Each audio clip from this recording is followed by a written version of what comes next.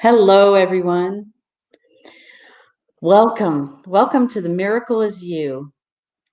I wanted to ask you all really pointedly and excitedly, did you know that you're the CEO of your life, the Chief Energy Officer? And I am so excited as an energy healer to share my guest today and the process of really exposing and bringing out the miracle is you. Today, we are going to go into the realms and dive deep into the ideas of interdependence, creating in service to us. I am your host, Ashley Lee, a visionary and pediatric energy healer, supporting children and families living consciously. With me today is my special guest influencer, Jennifer Cahill of Metaphysics. Welcome, Jennifer. Thanks so much for having me here, Ashley. It's such a pleasure to be with you. I am so excited to be here together with you too. And I'm live in San Diego and you're live in Lisbon, Portugal. And it's so exciting how we can get together like this across literally halfway around the world. And it's amazing to experience our giftedness together. And I wanted to take just a moment to share Jennifer's giftedness because her giftedness is really amazing. And I'm so excited that everyone gets to experience that today.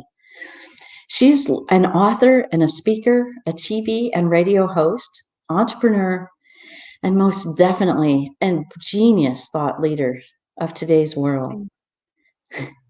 She hosts popular TV shows with HeartMath Institute, Deepak Chopra, Dr. Dan Heer, and many other teachers, leaders, and organizations from around the world.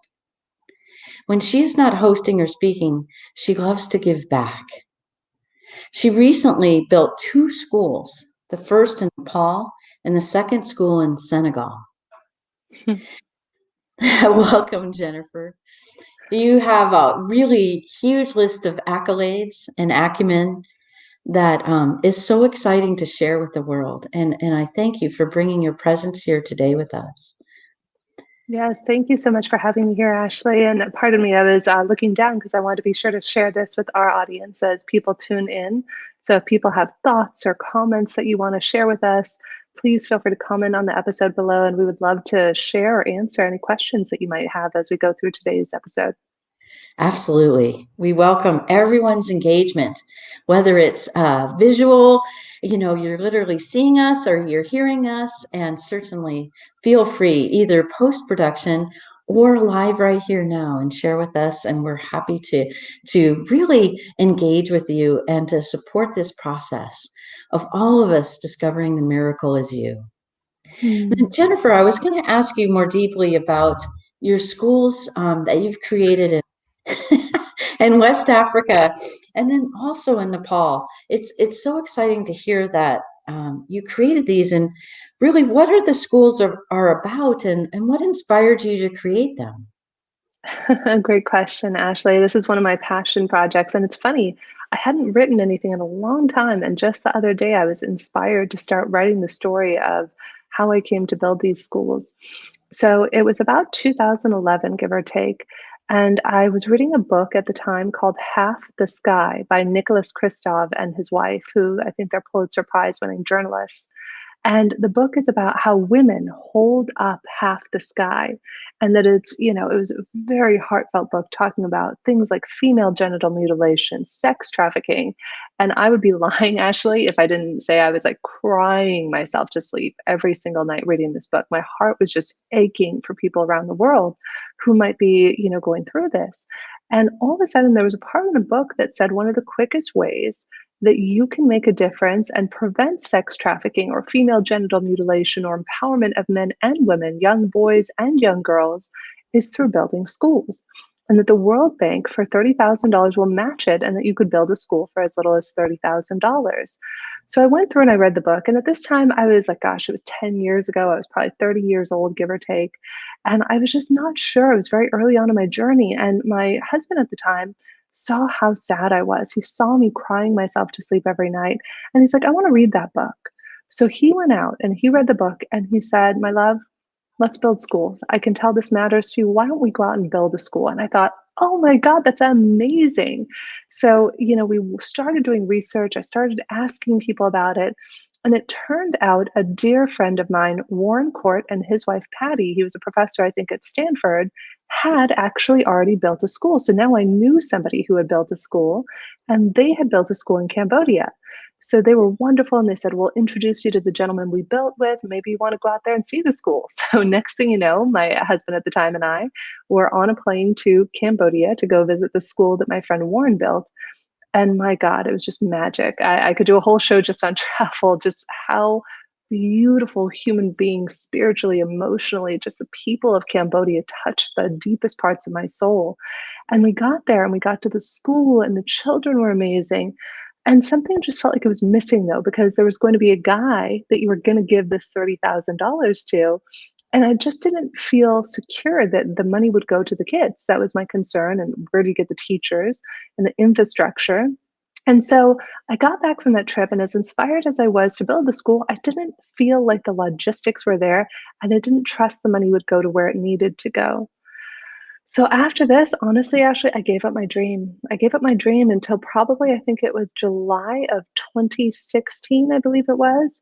I was in a landmark education worldwide program up in Monterey, California, and lots of leaders from around the world gathered. We would fly in together every 6 weeks, and we would share about how can we create a world that we want to live in, both through our language, our thoughts, our actions. And in one of these, there was, I think his name is Reverend Al. He's this amazing guy from Georgia. And he was leading a breakout session with 100 of us in this room. And the topic was, what really matters to you? That was it. That was the topic, just to sit down with a partner and discuss what really matters to you. So I'm sitting there, and there's this guy who's probably 10 years younger than I am. And he says, what really matters to you? And I said, building schools. And he said, great, what are you doing about it? And I had this whole story made up in my mind of how it wouldn't work and why it wouldn't work, et cetera. And he said, I invite you to share that with the whole program. So like I stood up in front of 100 people and I sheepishly kind of shared, I said, what really matters to me is building schools, and I just don't know how or where to do it. And in that moment, boom, a woman named Linda Burgess stood up on the other side of the room. And she said, Jennifer, you're going to call Skylar at Build On Monday, and you'll be on your way to building a school. And I did. And here I am 2 schools later, and built the first schools with my ex-husband and my parents. And he was instrumental. If it hadn't been for him suggesting that, I would have never been able to build my first school, let alone build our second school that my dad and I just built in Senegal last year. And it was just miraculous, totally and utterly miraculous. Wow. Wow. What a story. I mean, I'm literally wiping away the tears. At my next question, and you answered it, and I really wanted to really focus in on this idea. Is I was going to ask you, who inspired you to do this? And you just shared the cacophony, right, of all of those that were involved with really supporting you, having your back, having your front, having all of you, and lifting you up into that paradigm where you could create and move through some of the doubts or the limits or the blockades or the brick walls that seemed insurmountable in front of you to create it. I've had similar thoughts too of creating schools for highly sensitive child leaders who have enormous, I want to say in the old days, psychic abilities, but really what they are is their heart-centered abilities to really have us connect with each other. Mm. And so what a beautiful inspiration that we all are called to these inner callings, and we don't realize that when we respond, right? And when we open our hearts, all of a sudden the world starts really bringing in this processionary energy that like fills your life and these people. So like you said, I want to give credit and accolades and honor to your husband My and ex-husband, yeah, he's your amazing. ex-husband and your parents and the institutions and the infrastructure that was there for you to lean on and work with and then grow them as well. And then also Landmark and Dr. Al, right? Yeah, Reverend Al, yeah. It was a miraculous. Here's the thing, is that the universe is always working in our favor. The thing is, though, we have to, number one, have a desire. And number two, we have to ask. We have to verbalize our desire. People can't get behind a project. It's funny, actually, about 3 weeks ago, I was on a show called Practical Magic in the Philippines. And Rev Reg, who, happy birthday to Rev Reg, it's her birthday today, who had us on the show, also had another guest on the show named Dr. Anita Catrice. And we're talking much like you and I are talking now. And when Rev Reg asked me about building the school, Dr. Anita said, wait, hold on. We're stopping the interview right now. I want to know about this. And she and I talked. Now, here's what is amazing. When we talk about our desires, when we talk about our passions, we might spark in another human being the ability to realize that they too can do it. And Dr. Anita has now raised $1,000 and is going to build a school in Burkina Faso by the end of this year. I mean, what? That's amazing. Like, oh, I just have chills. I'm so deeply grateful. It's like, this is life. Like, life can happen. Miracle, miracle, miracle. We have to believe in miracles, though. In order to receive a miracle, we have to believe in a miracle. That's so well shared. Thank you so much. Yes, we have to believe in a miracle in order to express that miracle. You are so beautiful. And really going into some deeper aspects of who you are and what you bring to the world is the world of metaphysics. And I was like, Mm. that's such a, and I'm going to be 1970s or 80s, but that's such a cool term. You know, I'm going to date myself a little bit, but it's such a cool term, metaphysics. And I was like, wow, that is so fun. And really you describe it as the intersection between the metaphysical and the business world. And maybe to me in the 2020s, in this realm right now that we're living in, it's bringing consciousness to business, right? It's bringing Mm. awareness. It's bringing our opportunity to grow in ways we never expected to. We're moving beyond, 1 + 2 = 3. And I so appreciate all the vastness of the topics and the interviews and everywhere you go and speak to and write books with, and all of these areas of sharing conscious business development. I wanted to ask you a little bit of how you could elaborate with our audience today about how these two worlds really intersect with one another, because I have a feeling you have some extraordinary value points of this by coming up with the cool word metaphysics and describing that, right, as your business model. Well, first, I have to give credit where credit's due. My business partner, Shannon Leischner, is just a spiritual genius goddess. She is amazing. So, Shannon became my spiritual advisor when I ran my first company, which was a recruiting company in Los Angeles, which I later sold. Shannon was there with me every step of the way on the spiritual side. I would call her for business advice. I would also call my business coach, Julian Adler. And between the two of them, we would utilize spiritual principles and how I ran a very corporate legal recruiting firm that specialized in working with law firms and Fortune 500 companies. And who would have thought it, right? I remember I used to be afraid because I would go into business and I was like, oh gosh, do I come out of the closet that I'm the spiritual person running a corporation? And, it was funny because I remember I used to be very tentative and I would like dip my toe in the water of talking about things that were spiritual related. And all along, Shannon and I were discussing this, and we had birthed the idea of metaphysics more in a book form about probably 10 years ago. And we said, what if businesses out there, what if they could learn to harness these metaphysical aspects? Now, when I say metaphysical, let me be clear. Meta means to go beyond the physical. So there are the things that science's job is to kind of disprove things, where meta means to go beyond. And so we really wanted to go beyond what we actually see, go beyond the five senses, and really learn that there are superpowers, that our eyes, our ears, our mouth, the words we speak, the actions we take, that when you utilize these things like the superpowers they are, then all of a sudden you can create schools with your words. You can create living anywhere in the world. You can create finding your soulmate, anything and everything. You can create building a business and selling a business built on spiritual principles. However, going back to the miracle thing that we were talking about earlier, first you have to believe that you can receive it. And so, what I really began working with Shannon on as we developed this business idea is that what if we taught business owners to observe, to bring consciousness, to bring awareness to the way that they speak, to the way that they think, to the way that they interact with their clients, with everything? One of my favorite metaphysics principles is the idea of creating win wins and realizing there is always more than enough. There is no competition. People would say to me years ago when I ran a recruiting company, they said, Jennifer, what about your competition? I would just laugh and I'd say, there is no competition. There are my colleagues. There are other people who are doing incredible work out there. And I always believed in like referring business. So oftentimes I would get a call from a potential client or a potential job seeker. And I would just know that it wasn't in alignment with what it was that we were meant to offer. And the first thing I would do is I would give them 3 names of other stunningly great people who I would recommend in the business. And so that's one of the principles in metaphysics is flow and abundance.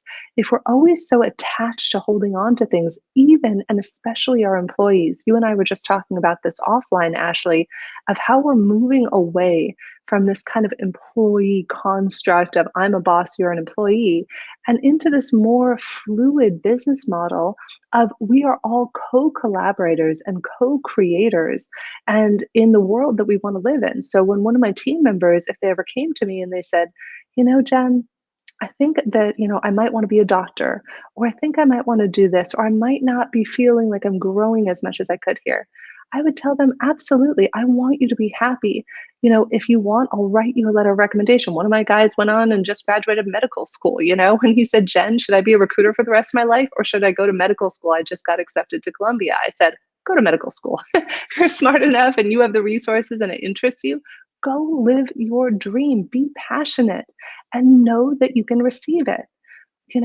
Life is just filled with miracles and possibilities. There's infinite possibilities and miracles just waiting to be plucked from space time.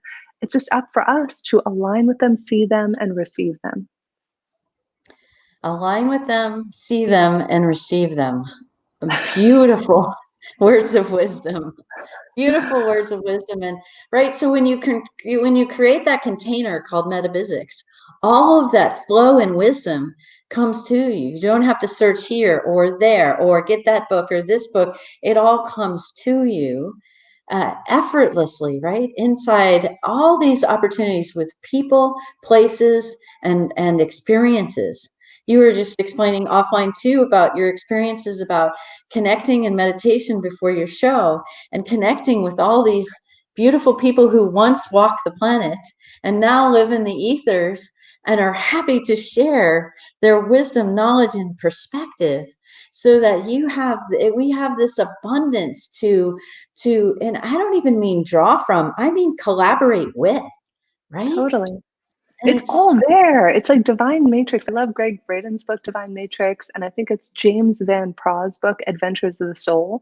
Everybody, and even Deepak and Don and I were talking about this in a recent episode. It's like there's this beautiful spider web. Imagine there's this intricately woven spider web that every word I say has a ripple effect in directions going anywhere, touching anybody who it may touch. And so forth is our ideas and the energy and the ripples that are out there of anybody who ever has existed or will ever exist is right there. And it's all you need. And one of my brilliant teachers, David Guillaume, taught me this years ago. He said, you know what, Jen? The light is out there. Light meaning wisdom, meaning sustenance, prosperity, miracles, source energy, whatever you want. However, the one thing that stops us from connecting with it is not having the right plug and not having a vessel big enough to be able to receive it. Like David gave a great analogy one time of saying, if you try to plug a 60-watt light bulb into a 100-watt thing, it's going to create a short circuit. You need to be able to have a 100-watt bulb to go with the circuit and be able to contain it. And so we need to, not need to, cancel. I don't ever want to say need or should. We have the opportunity to expand our capacity to receive and expand our capacity to plug into the infinite wisdom that has always been there and will always be there. And you can plug into it any way you want. That's life. Well, and you bring up a really good point about how one plugs in and matches that frequency to that which you're seeking wisdom, knowledge, guidance, experience, and understanding. And I have a great question for you because in your website on metaphysics.com is this idea that you describe about a matrix of 8 behaviors and how Mm. one works with each of these behaviors to create win-win solutions. And to me, win-win solutions totally exemplifies in service to us. And so as I take care of me for you and you take care of you for me, together we come with our cup full, elevating the conversation, the experience, and the relationship. And inside that, what are some of the matrix of those 8 behaviors that you illustrate for people? Because I have a sense that those are the wisdom and the knowledge that we can attain and practice and learn from to learn how to plug in. Would that be Well, somewhat it's correct? funny. So here's the funny thing about the behavior matrix. One of the reasons that was created was to talk about how to deal with challenging people and situations. And what we don't realize, we all have these different aspects of our personality. Somebody who did much more research on this than I've ever done is Dr. Nate Regier, who I recently had interviewed on my Get Yourself the Job show and on Conversations for Consciousness here on Awake. And he gave an analogy that I would love to reference his analogy because I find it to be very accessible. The 8 behavior matrices that we created are a little bit more about how you have different types of people who might exhibit behaviors that could be undesirable. For example, you might have somebody who gossips, or somebody who's passive aggressive, or somebody who is Machiavellian in their approach. And so that behavior matrix is to allow us to honor, what aspects of ourself do we fall into, and how do we see that in other people and accept it. So what I would love to share, though, is with what Dr. Nate Regier was sharing on a recent show with me. And that was about how there are 6 aspects of our personality. And this ties into all of this, whether you're talking about Myers-Briggs or something else I often like to talk about, which is emeralds, rubies, sapphires, and pearls. It all ties into, how. How does the world occur for you? In some cases, there are people out there who they need facts. They need facts and time and space in order to be able to make a choice. Now, if you have somebody on the other side of the spectrum, if you can just imagine this beautiful spectrum of people that show up all different ways, you might have somebody else over here who needs things quick and fast and doesn't want to take a lot of time. So, inadvertently, these 2 people might clash heads unless you teach them to have compassion for one another. So in Dr. Nate Regier's work, he talks about, I think that Pixar even uses his personality profiling to design their characters, if I recall correctly. And what it talks about is to have compassion for the people who are the furthest away from you on the spectrum. It's those people that it's important that we have compassion for. In fact, I think there was an article by Carl, or an article that referenced Carl Jung's work on the shadow side of ourselves. We all have aspects of ourselves, even those of us who are light workers or out there meditating. We still have sides of ourselves where we might get angry or anxious or have ups or downs. And in this beautiful article, I think I shared it today on my Facebook page if you want to find it, he talks about if we don't honor the fact that as much as we're light beings, we also have equal amounts of shadow. And so if we point our finger at somebody and say, oh, you're being a jerk, you're gossiping, you're doing this, you're doing that, without pointing the finger equally back on ourselves and saying, why is this activating me? In fact, if I can give you a story, Ashley, this is a great example of this. May I share something? Please, it's beautiful. Yeah, so what happened was it was New Year's Eve. I was here in Portugal, and thankfully things were relatively open and socially distanced. And I was at this beautiful hotel in Estoril called the Palacio Hotel, this hotel that royalty had been coming to for years. And they had this fancy ball dinner thing, right, for New Year's Eve, which was more very, very far, socially distanced, tables sitting apart, etc. And so I'm sitting there having dinner, and about 6 feet away, 8 feet away, is a table with a gentleman. He's the closest gentleman to me, and this beautiful young woman. He's relatively young too. And he started speaking very ill to her. Like he started just being really tremendously unkind. Oh, you'd think you're hot. You're 25. I can get a million hot women like you. You're worthless. Just like, oh, my heart was aching, really, honestly, actually, like it was hurting. And in that moment, I found myself getting really judgy and reactive and activated. I'm like, okay, let it go. God, universe, God, whatever you want to call it, is putting this in my life for a reason.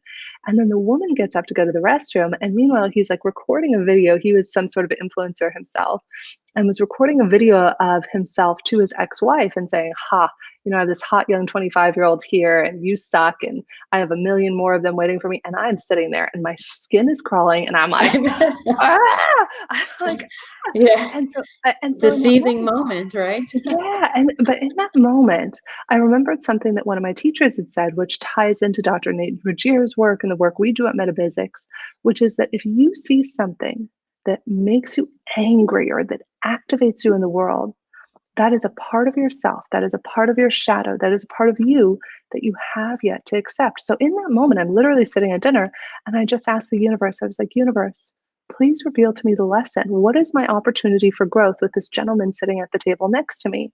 And the universe answered back clear as day. And I should caveat this and say that I hear the universe in my heart. It's you have to really tune in, and it's like this still, soft voice that's whispering in your heart.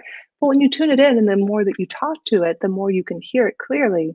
And the message I got was that is a part of you that likes to have attention and likes to be important and likes to be recognized and make a show, and that you haven't yet accepted that part of yourself. That's why it's being reflected to you in a magnified, really activating form in the shape of the sky. So that way you can do the work on yourself and love that part of yourself so that you can learn to love and accept it in others and realize that he's doing what he's doing just so you can have this experience and grow as a human being. That's so beautifully shared. We do reflect each other's shadows until a lot of those shadows are disseminated from our very being, and then as thought leaders and way showers and guides and resources to others, we start to recognize and start to develop that linguistic, that way of speaking, that way of sharing, that way of emanating and being in the world, to share that level of compassion, with the absence of judgments, and to say, I resemble that consciousness. I've been there, and I'm here to witness for you that we all can come through these moments of despair and unfavorable actions and behaviors. And I And do. oh, what were you going to say? I was going to say it's just amazing because what it does is it brings us closer to this concept of win-win for everyone and being in service with each other. Yeah, there was a beautiful quote that somebody had shared with me that said, everything and everyone in your world is yourself pushed out. Any request from another heard by you should not be ignored. It is coming from yourself. So beautiful. It's just honoring and realizing, like you just said, it's a piece of ourselves. And I think it's flexing our compassion muscle because rather than sitting there and being angry for New Year's Eve dinner, I was all of a sudden able to get, wow, oh my gosh, thank you, universe. I am so deeply appreciative for this wisdom you've just shared with me. And I'm able to just send them love and allow them to be and just say, you know what? I don't know what's going on in their lives. I have no idea. That guy might have just gone through a really heart-wrenching breakup and this was his way of healing. And it just happened to be something that I was bearing witness to, as you said. Yeah. Oh, it's so beautiful, and that really does. And I appreciate the learning and the opportunities that you are giving to people and clients in your world to really help them be that conscious business leader, be that conscious business participator in whatever level of business people enter. Mhm. Like your friend who's going into medical school and experiencing that. Like, wow, medical school post-COVID, what does that look like, right? I mean, we're going to get into nutrition. We're going to get into whole body being.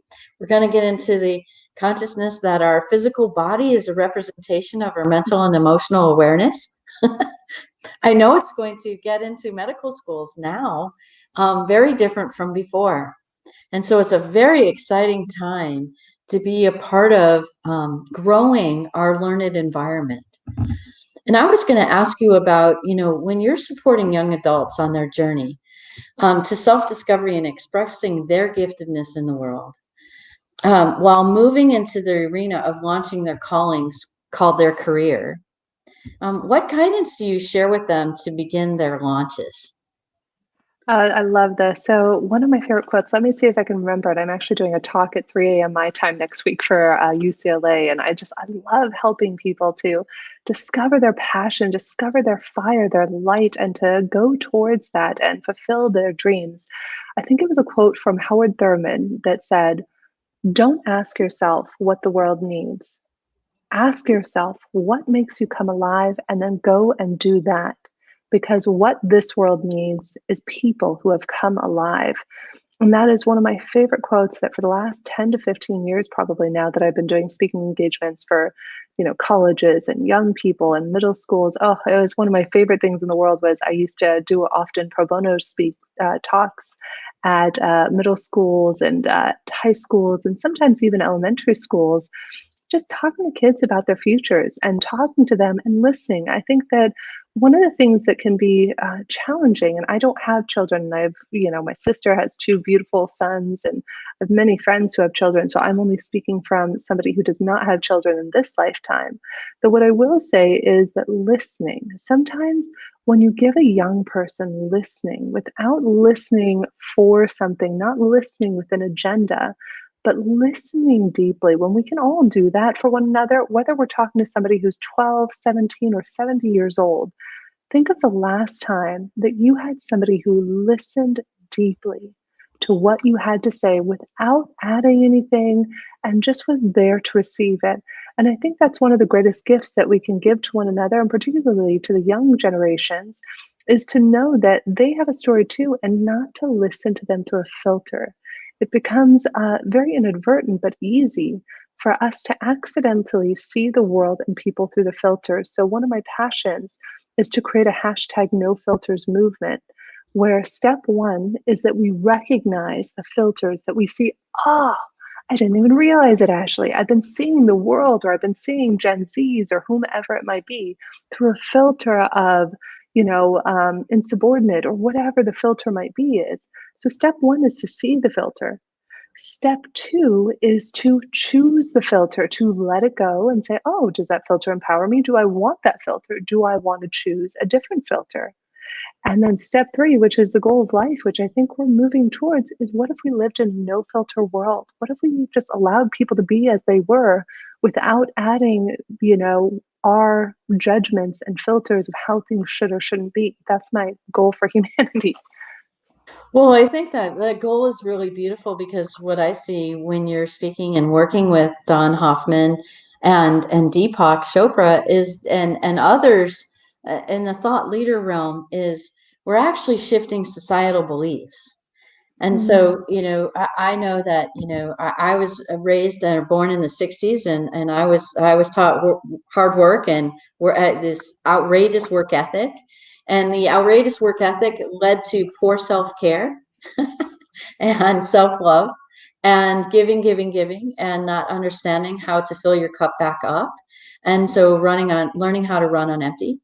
And mm, and then we went through a period of the 90s and young 2000s where we raised children and we swung the pendulum the opposite way and gave them everything. And then we suffered from a decade of entitlement that went to levels we never knew could exist, and in all genres of socioeconomic status. And it was amazing to witness how society's beliefs and values really structure our filters too, that we may become unaware of. And mm, I think that that's so valuable to talk about. So, what are my personal values or my personal filters? What are my family's filters? Where have I grown up and who's been influencing me that way? And then also school and society and our work environments, our colleagues and other people that we gravitate to in our lives. mm, And how does that on a society basis or a larger group basis impact our filters?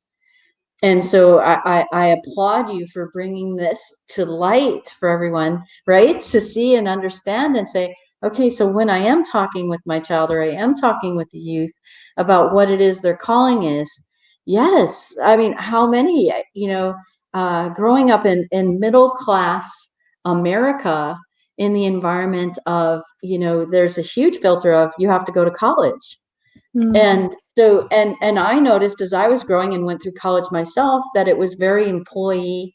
It was very, whether you were a CEO employee or whether you were another kind of employee, you were still learned to be employed. And I really invite, post-COVID, post our reset and our humanity at this time, that we have the opportunity really inside of college and schools, even in Senegal and in Nepal and other beautiful places around the world. What is your giftedness? What is your calling, absent of those teachers and facilitators with their filters? And how they grew up and how they were supposed to be. What is it like to all congregate together in our now environment and all throughout the world? And what will we create going forward to support children in expressing their calling? Yeah, I think you just did it, and that's what makes you so gifted, Ashley, at what you do is the idea of inquiry. I think that the way to move past filters is just like Reverend Al had asked in that class, what matters to you? What if we just began engaging in inquiry? What if we release the preset filters? And just like you so eloquently put, Ashley, and that's why you're able to attune so deeply to children and young adults and the people who you work with, is that you're able to just approach it from the space of openness and curiosity rather than assuming that we know how someone is or how something is, or that it should be this way, we should be employable, or that's what our parents taught us, we should get a degree. What if we were just curious and we engaged in the practice of inquiry and the practice of wonder? That's something I'm writing about in book 2 in 101 Spiritual Tools for Uncertain Times, is the idea of wonder and how we can apply wonder to our everyday life and apply the sense of wonder to expanding our consciousness and awareness. That is so beautiful. And as you said too, when we clear our filters and we really open ourselves to a conversation and experience and a relationship that we never knew we could have before, and we bring in that empowered state of wonder, it is truly amazing to see that we then clear the playing field of relating with one another. And we bring in these potentials and possibilities and opportunities that we didn't know were available before. And I think that is what is so incredibly valuable for all of us to share as stewards, as adults, as stewards, in all the way that we influence and share the miracle inside of us authentically, without those things that challenge us behaviorally, or those shadow states where we needed, for example, attention and other opportunities. And we come through with this, as we practice this truthful, authentic voice, right? And realigning that before we come and speak in front of others. And we set that listening right with ourselves when we clear those filters, because when we clear those filters, I think the world of assumption really leaves our environment, and we become very clear with what people are expressing. And then the conversation starts to take a different shape that we never knew we could create before. Yeah, everything is possible. There are infinite possibilities. And, I remember somebody had once said that you literally, it's like every word I just said word, and now all of a sudden, boom, I'm in a different reality. And then I just said reality, and boom, it's just like you get into the multiverse theory and into the idea that there are all these realities. And it's what is giving you the reality that you're in right now is the consciousness through which you're observing the reality. And if I may, Ashley, I would love to share one of my favorite techniques that I've learned to kind of choose the reality you live in, if I may. That would be fantastic. I know we would all love that.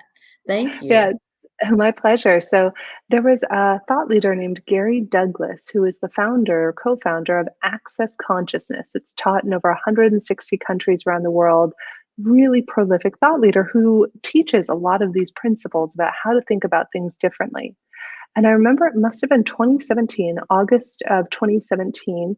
Gary had joined me on my Get Yourself the Job show.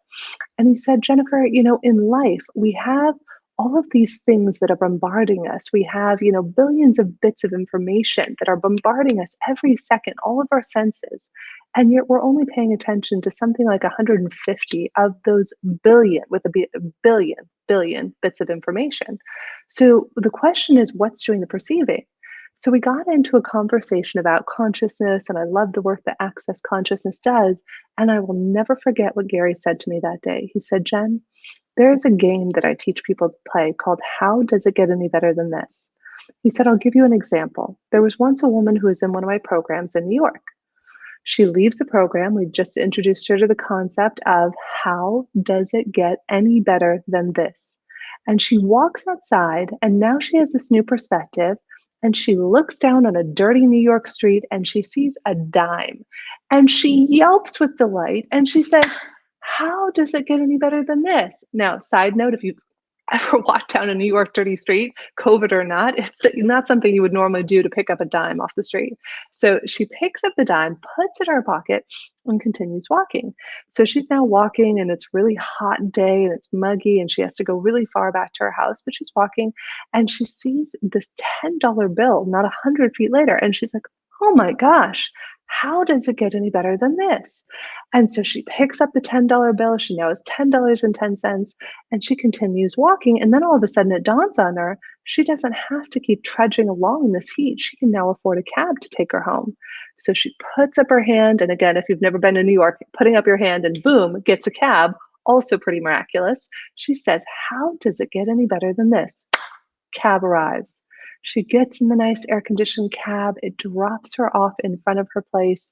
And she says, how does it get better than this? Looks down, and in the gutter is a diamond tennis bracelet with nobody around to retrieve it. And she's like, how does it get any better than this? Now, I have to say, honestly, Ashley, I would not have believed this myself had I not been practicing this for almost 4 years since Gary taught it to me. It must have been the first week of August or the last week of July in 2017.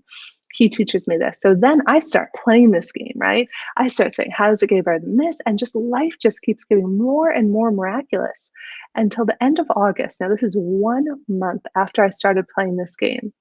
I was not looking to sell my company. I hadn't hired a broker or anything like that, but I was feeling like it was time for a transition. Out of the blue, I had somebody email me who said, we'd like to buy your company. How does it get any better than this? It was just a miracle. And so to this day, I even have a meme I sometimes use as my screensaver that says, how does it get any better than this? What if we played that game with our lives? I think I just shared that on a show with Deepak and Don recently. What would life be like if we were constantly looking for the miracles in life rather than the things to suffer over? Wow. What a beautiful story. And how does it get any better than this? How does it get any better than this? It also provides an opportunity of like opening this pathway that invites you to continue on and moving through these experiences of miracles that are all around us in every moment. And really, it does. If when we let go of those filters, those shadow filters of what's wrong, how do I have to fix it?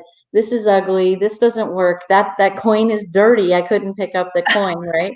Maybe the cab Right. ride was $10.10. Exactly. It's everything is always working out. Although our minds are designed, imagine like 100, I forget the exact number from neurolinguistic programming, but billions of bits of information are bombarding us, and we're paying 150 of those. So that means right now in this moment, there are certain things that my brain is looking for based on my belief system, based on my filters, my fears, etc. Why not change the filter? How does it get any better than this? Exactly. Wow, that is such a beautiful summary of really how we can, you know, exit this show called Interdependence and in Service to Us with how better does it get? How does it get any better than this? How does it get any better than this? Wow. I have a geneticist friend, Casey Connolly, who also lives in that. And she lives in it in a realm of, and so it is, and so it Mm, is, so it is. And it's this level of acceptance and understanding to know that everything that we walk forward is built in with a level of intentionality to support that which you're focused on, mm. right? And that's what you just Totally. shared, is how we choose to focus our life is creates elements in our lives, or what we would maybe label as determinants, to understand where we're going and how we're going to create that. Oh, so beautiful. And I just wanted to share with everyone really how best can people get in touch with you, Jennifer, to really explore all the different ways. First of all, on a really big thought level is to speak with you and to have interviews with you and opportunities with you, to write books with you, and maybe them to give you guidance, you to give them guidance, all of these ways in which we provide in service to us. How can you provide that for people around the world? How do they best reach you? Yeah, please. It's my pleasure. I love to connect with people. There are many ways to connect with me. You're more than welcome to connect with me on Metabizics, Metabizics, and you can find my contact information on there, or you can go to my personal webpage, which is jenniferkhill.com. So that's my name with my middle initial K as in kite. And I invite everybody to tune in. So many wonderful things coming up. We have another episode with Deepak Chopra and Don Hoffman coming out on evolution that is just so much fun to get to be a part of these. You can find them for free, all the series. I think we're on going to be now season 2, episode 4 will be released, with conversations at the intersection of cutting edge science and spirituality. And also on February 11th, I just confirmed Mark Victor Hansen and Crystal are going to be joining me on my show, Conversations for Consciousness. And we'll have a very special thing happening at the end of February, early March, that will be coming out. That's going to be a special here on the network that I can't say too much about yet, but look for it, and the press will be coming out soon on it. Oh, wow, that is so exciting. And really, we wanted to share the makers of The Miracle Is You.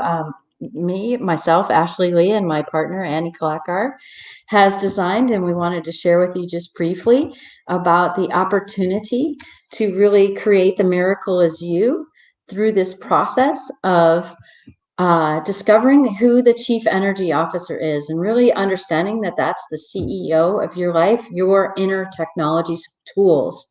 And so really it is a daily self-love practice of meditation and connecting to your inner guidance. And every Wednesday evening in your time zone at 8 p.m., we are the two advanced energy healers that we project right to your energy field the opportunities of each week's episodes and those formats to support you over 12 weeks at a time. Well, 1 week at a time over 12 weeks, to really enjoy The Miracle Is You and your inner guidance. And through that, you can sign up on our website called Center for Conscious Awareness.org. And there it is a complimentary program for 12 weeks to join us online inside you in your inner guidance to create that connection with knowing the miracle is you. And we're so delighted to have had you on our show today. And that next week, we're going to be talking on The Miracle Is You with our ridiculously awesome influencer named Meredith Herrenbrook. And she's an author of Becoming Ridiculously Awesome. She also is a transformational coach and a kahuna and a master NLP and family constellation facilitator. And she is here to share with you the idea of creating through beginning. Creation begins in neutrality. And that's what we shared today, too, so eloquently, you and I, Jennifer. And I had such an amazing time sharing the opportunity of how we create these win-win scenarios, these win-win solutions, these win-win opportunities through and service to us. And thank you so very much, everyone, for joining us. And we are so happy and delighted you're here to share with us how the miracle is you within you. Thank Have a you. great day. Thank you, everyone.